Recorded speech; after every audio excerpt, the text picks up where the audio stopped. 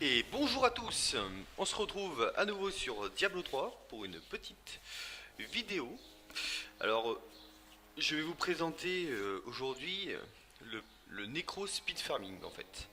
Alors c'est un build que j'ai trouvé sur internet, enfin bref, j'ai modifié certains trucs, enfin bref, je fais à ma sauce et tout, donc c'est un des builds que je préfère sur le Necro.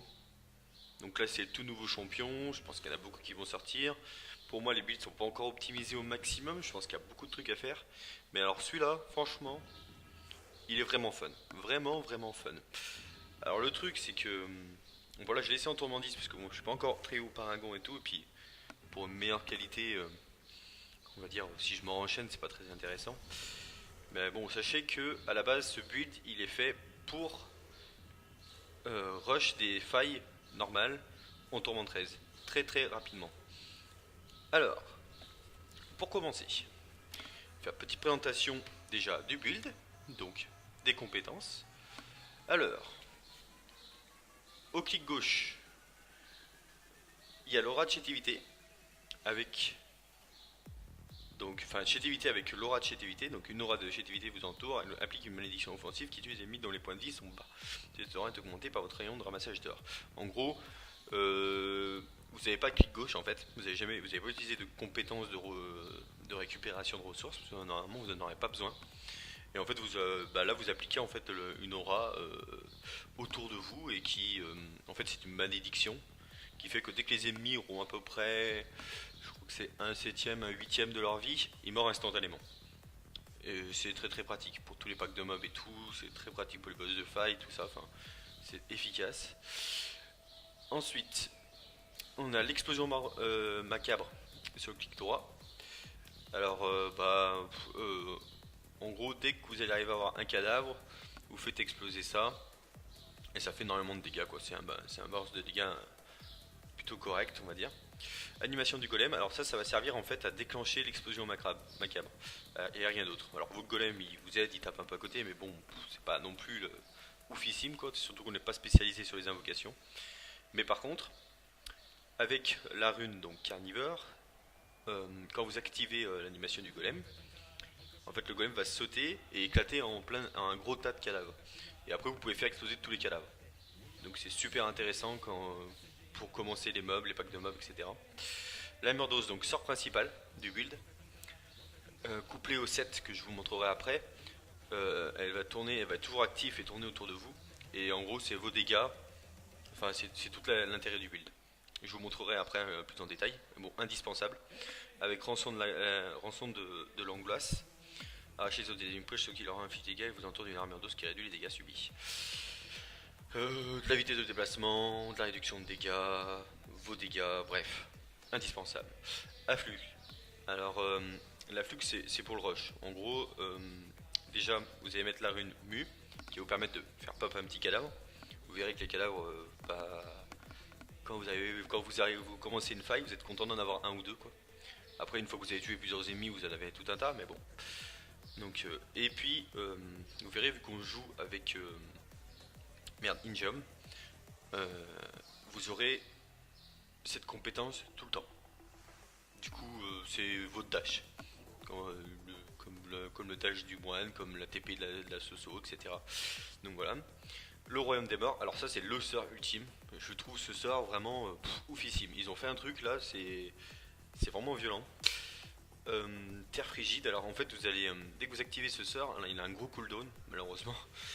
Et dès que vous activez ce sort, vous allez générer sur tout votre écran une zone de gel où tous les ennemis vont être complètement gelés, donc ils ne bougeront plus. Et vous pourrez utiliser vos compétences cadavériques à l'infini. C'est-à-dire, compétences cadavériques par exemple, explosion macabre. C'est une compétence cadavérique. En fait, les compétences cadavériques, c'est toutes les compétences qui utilisent des cadavres. Donc, tout ce qui est invocation, tout ce qui est explosion, macabre, etc. Donc en gros, dès que vous avez ce sort, vous allez pouvoir spam ce truc comme un débile. Et je vous jure, déjà le sort met des dégâts, en plus vous gelez les gens, donc personne ne peut vous attaquer. Et vous allez envoyer des millions d'explosions, et c'est hyper efficace. En gros, il y a même des moments où quand vous avez un peu des ennemis difficiles, en gros vous pouvez passer 100 en fait, et dès que vous avez un groupe d'ennemis difficiles, vous activez ce sort, et il n'y a plus personne. Ensuite, en passif. En passif, j'ai pris donc le dernier recours. Vous verrez, ce build, vous êtes extrêmement squishy. Vous êtes très très fragile. Vous faites d'énormes dégâts, mais vous êtes très très fragile. Et du coup, le passif, il est obligatoire. Pour moi, j'ai pas encore trouvé la. Enfin, si jamais vous arrivez à rentabiliser votre build pour arriver à tanker du tourment 13, au pire, enlevez-le. Mais moi pour l'instant c'est pas possible quoi. Enfin, il y a même des moments où sur des gros groupes d'ennemis j'arrive à les tuer juste parce que j'ai mon passif quoi. Ensuite, donc soyez maudits, vous infligez 1% de dégâts supplémentaires par ennemi victime d'une malédiction. Alors vu qu'en fait vous avez une aura tout autour de vous, dès que vous TP sur un ennemi, paf, vous allez lui mettre la malédiction. Donc tous les ennemis seront maudits autour de vous.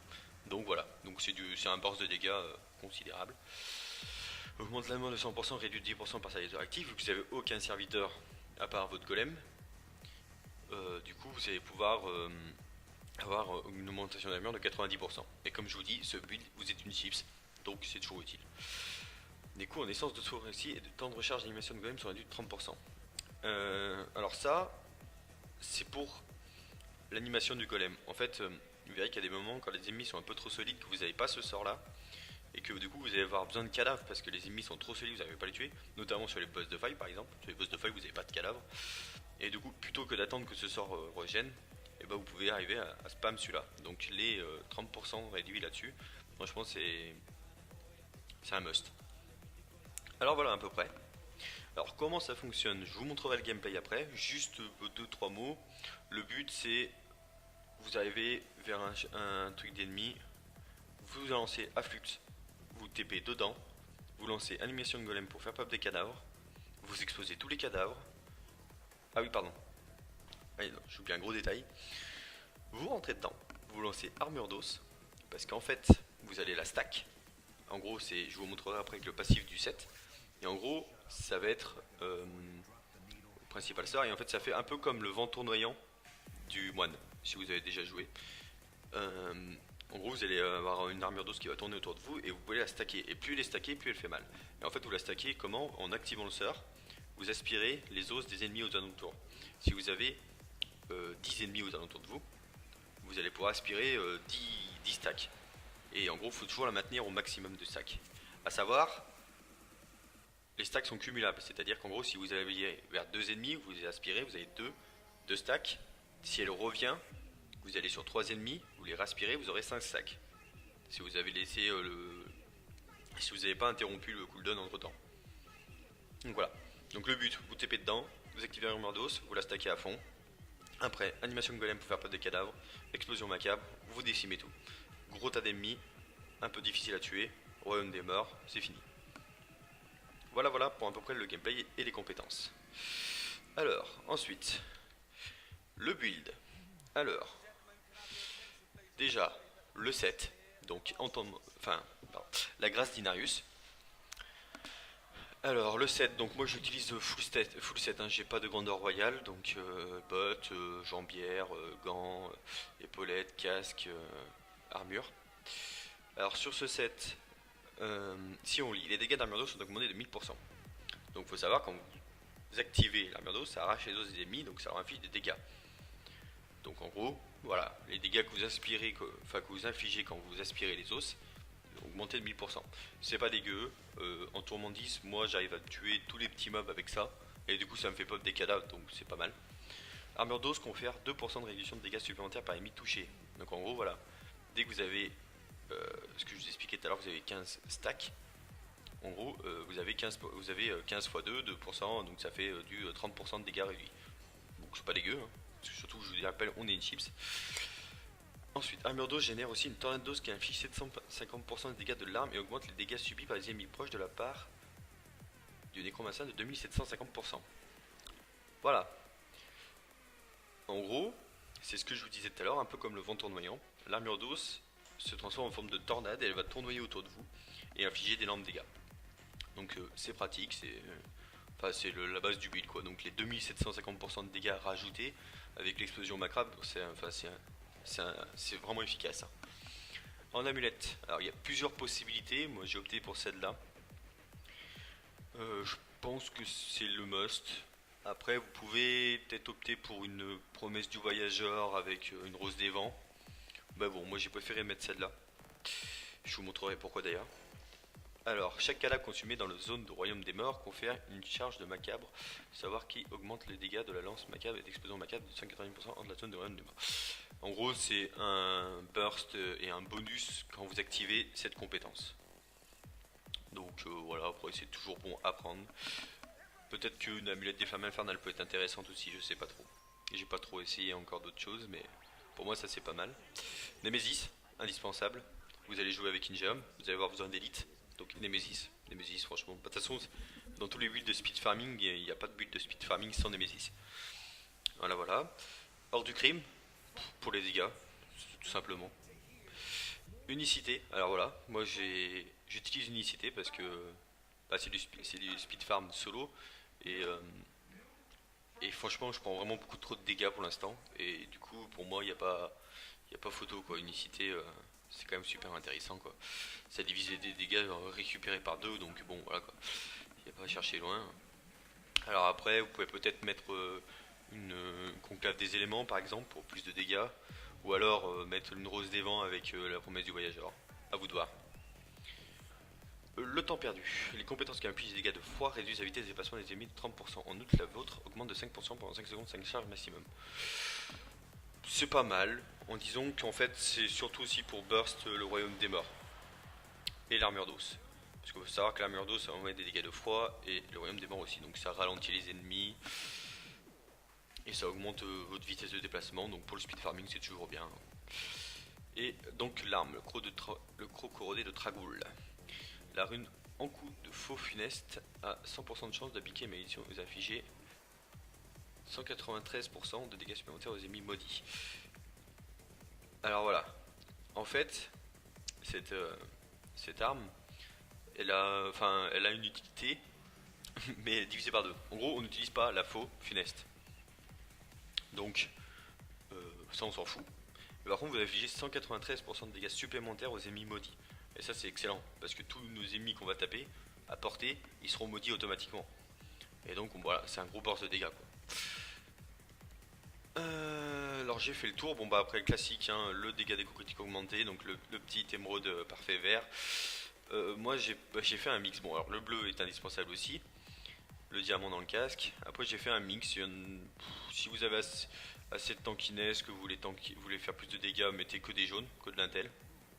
Alors la chasse ici elle est pas forcément voir ça. C'est juste que j'ai pas trouvé mieux donc pour l'instant c'est comme ça. Donc après vous pouvez mettre que des topazes ou que des diamants, voilà, à vous de voir. Moi j'ai fait un petit mix des deux. Si je parlais des stats, qu'est-ce que vous devez chercher? Du dégât, du cooldown, du cooldown. Bon après c'est un peu classique sur Diablo, hein. Sur les épaulettes vous allez chercher le cooldown. Sur l'amulette vous allez chercher l'intelligence, les dégâts des coups critiques, les chances de coups critiques, une chasse. Sur les brassards, vous allez chercher les dégâts au poison avec du CC. Là c'est pareil, un tel CC, des CC. Pareil ici. Ici un tel dégâts des coups critiques, chance de coups critiques cooldown si vous pouvez. Là bon bah vitesse d'attaque, dégâts des coups critiques augmentés. Donc après vitalité, intelligence, normal. Ici allez chercher les 10 ECC avec le cooldown. Et puis de la vitalité, ça aurait été bien aussi. Là en fait voilà, j'ai préféré prendre le cooldown, j'ai laissé la chasse. Et à la place de la chasse il faudra avoir de la vitalité, ça serait mieux. Bon ici 10% de dégâts, si vous pouvez avoir du cooldown aussi c'est pas mal. Voilà. Alors ensuite le cube. Cube de canaille. Alors dans le cube de canaille, sagesse de Kellan augmente le nombre maximum de charge d'armure d'os de 5. Alors il faut savoir donc passivement votre armure d'os augmente à 10 stacks. Donc quand vous aspirez 10 âmes, vous allez avoir un petit 10. Donc là vous ferez 10 stacks. Et donc ça augmente de 5. Plus vous avez stack, plus vous faites mal. Plus la dose fait de dégâts. Donc en gros plus vous avez stack, plus vous allez faire de dégâts. Donc franchement c'est vraiment trop bien. 15 stacks ça fait de la réduction de dégâts et des dégâts en plus. C'est un must have. Poignée d'essence. Donc quand un cadavre inflige des dégâts à au moins un ennemi en explosant, l'explosion d'un cadavre inflige 100% de dégâts supplémentaires pendant 6 secondes. C'est fait pour se cumuler jusqu'à 5 fois. Donc voilà, bah ça c'est pour burst jusqu'à 500% de plus les dégâts de l'explosion macabre. Enfin, il n'y a pas de mots à dire. C'est juste trop bien. Et Ingeum, le petit passif indispensable pour tous les speed farming. En gros, c'est de élite à élite, hein, le speed farming, c'est ça, on va chercher quoi, les souffles de la mort, les clés de faille, le but c'est de faire une faille très rapidement. Et du coup, Ingeum, c'est le must-have. C'est vraiment trop bien, voilà, vous allez taper sur un ennemi, vous allez avoir tous vos cooldowns réduits énormément, et c'est parti, vous allez d'élite en élite en élite en élite, vous pouvez spam vos sorts à l'infini, enfin bref. Voilà, voilà. Bon, on est ok, je pense que j'ai tout dit. Je pense que... Ah non, j'ai oublié un truc, les gemmes. Alors, les gemmes, alors je les ai pas montées énormément, hein, mais à part celle-là, parce que elle fait partie de mon autre core build. Donc couronne de foudre, pour la vitesse de déplacement. Donc tant que vous disposez de la couronne de foudre, utilisez moins de 25%. Pour le speed farming c'est vraiment bien et tout. Je fais des petits dégâts et tout, bon c'est pas oufissime hein, les dégâts que lance le gemme, mais voilà, la vitesse de déplacement. Alors, Mirinae, l'âme du tisseur d'étoiles.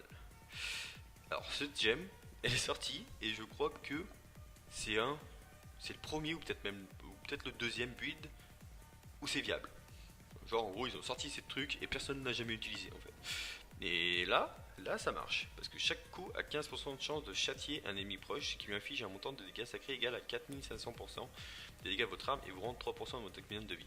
Châtier un ennemi proche toutes les 3 secondes. Et en fait, le châtiment est considéré comme une malédiction. En gros, toutes les 3 secondes vous allez châtier un ennemi, vous allez maudire un ennemi proche. Et du coup ça va appliquer l'effet de vos malédictions. Et qui dit malédiction dit, je ne sais plus où, sur quel truc, ouais bah sur l'arme, vous avez 200%, enfin 195% de chance de... 195% de dégâts en plus sur les ennemis maudits. Donc ça marche, ça va, vous allez pouvoir appliquer cet effet là-dessus. Donc voilà, là elle est viable. Et perte du piégé, les dégâts contre les ennemis victimes d'effets contre eux sont augmentés de 30%. Vous obtenez une aura qui réduit la vitesse de déplacement des ennemis dans les 15 mètres de 30%. Voilà, bon, ça c'est le must-have. Perte du piégé, je la vois à peu près sur tous les builds. De toute façon, dès que vous avez du CC, les 30% c'est gigantesque. Bon, c'est qu'au niveau 50, ça fait qu'augmenter. Et puis bon, vous avez une réduction de vitesse de déplacement pour les ennemis, c'est pas dégueu. Enfin voilà quoi. Voilà. Bon, et bah j'ai fait le tour. Non, bah ça, je sais pas que je vais vous le montrer, hein, c'est ne pas mourir et une unicité. Voilà. Que dire d'autre? Non. Et bah écoutez, je vais faire une petite vidéo à la suite en vous montrant une petite fight T10 tranquillement pour vous montrer après on va dire l'efficacité du build. Et puis voilà. Allez, c'est parti.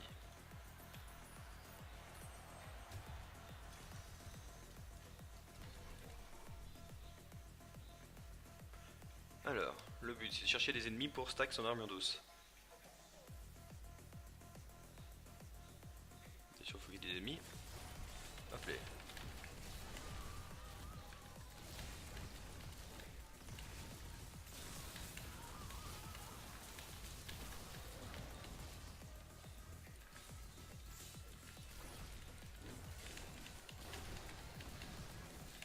Et voilà. Voilà, vous voyez.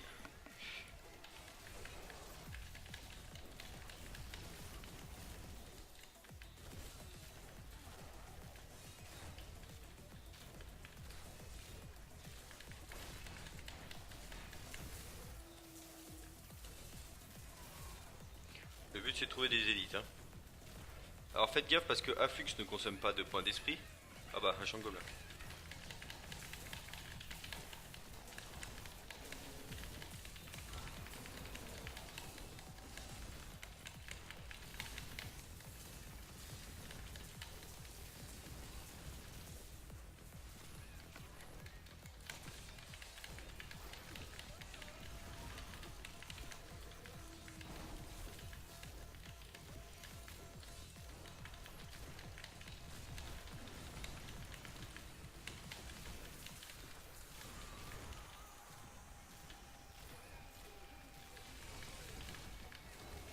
Aucun ne s'était échappé. Ouais, l'efficacité, alors choc gobelin c'est parfait en plus parce que faut savoir qu'Injum s'applique sur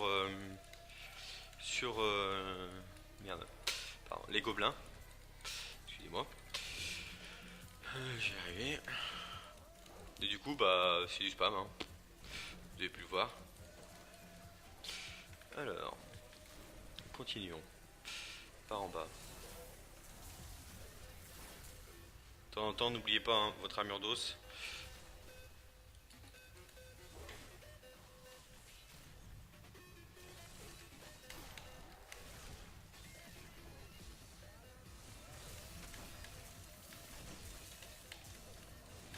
Alors là j'ai pas de cadavre, vous voyez, hop.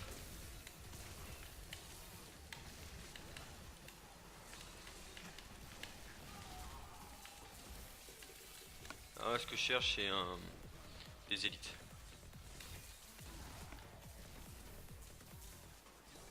Bien sûr je suis tombé sur une map super grande sans élites.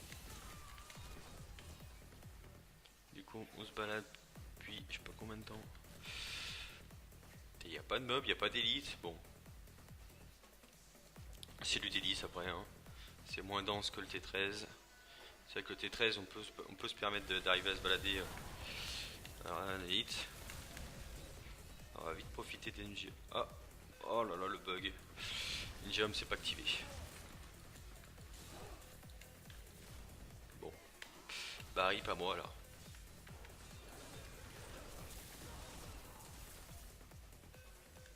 Ouais, j'ai remarqué qu'il y avait 2-3 bugs. Alors j'espère qu'ils vont le corriger rapidement, mais j'ai remarqué ouais, que de temps en temps, Ninjam s'active pas. Tu es un élite, mais il s'en fout. Alors là aussi, c'est un peu délicat. Ah si, c'est bon.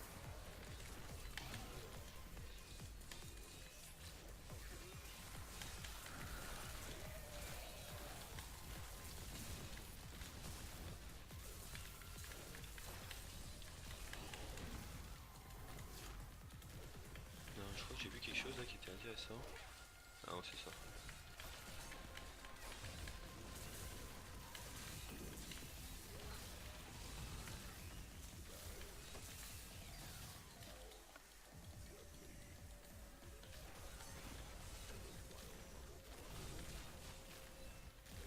Hop.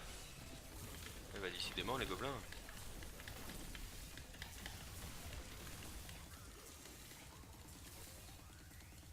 C'est la bonne faille aux gobelins. Hein. Bah ça va nulle part.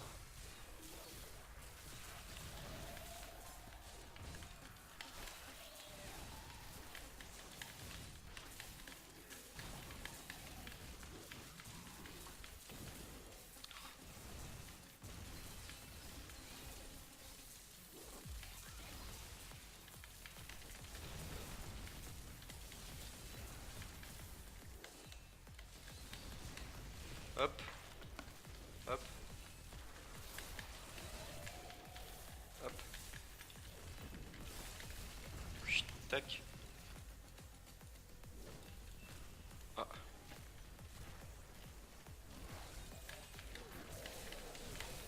Oh, des élites à côté en plus. Bon.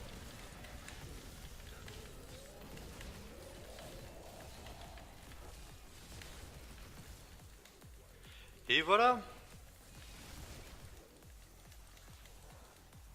Bon, je suis pas allé extrêmement vite. Hein. J'avoue que bon, il y a des vidéos où on peut aller plus vite. Hein. J'ai pas optimisé un maximum, on va dire, la vitesse. En plus, bon, ouais, je suis tombé sur un champ gobelin, du coup il a fallu tout ramasser, etc. Mais bon, voilà. Vous voyez un peu l'efficacité du build. Le but c'est de, voilà, rusher d'ennemi en ennemi en ennemi en ennemi. Spam ça autant possible. Et vous allez décimer des tas d'ennemis comme ça. Vous avez vu le boss de faille, il a pas fait longtemps. Hein. Ça c'est intéressant ça, tiens. Au moins t'as des gains d'armure d'os de 15% en plus. Ah bah écoutez, c'est là elle est parfaite. Hein. Et voilà voilà. Bon, sur ce, je vous laisse là. Écoutez, j'espère que cette vidéo vous a plu et vous sera utile. Sachez que je vais en faire d'autres. Je verrai si je fais le Ratma ou pas. Mais bon, J'essaierai de faire d'autres vidéos sur les builds du Necro parce que je trouve que c'est une classe qui est plutôt intéressante. Enfin, je suis vraiment tombé amoureux de ce build là. Après avoir les autres, je les ai pas encore vraiment essayés. Mais bon, je pense que Blizzard a fait une jolie classe quand même. Sur ce, je vous donne rendez-vous sur la chaîne YouTube de ma communauté, donc j'ai une Meeting Gaming FR. Je vous donne rendez-vous aussi sur notre site internet qui est dans la description de la vidéo, de la chaîne YouTube. Et puis à l'avenir, peut-être sur notre TS, en tout cas, vous êtes tous les bienvenus. J'essaierai de faire d'autres vidéos Diablo sous peu. Et sinon, si cette vidéo vous a plu, lâchez un pouce bleu. A plus!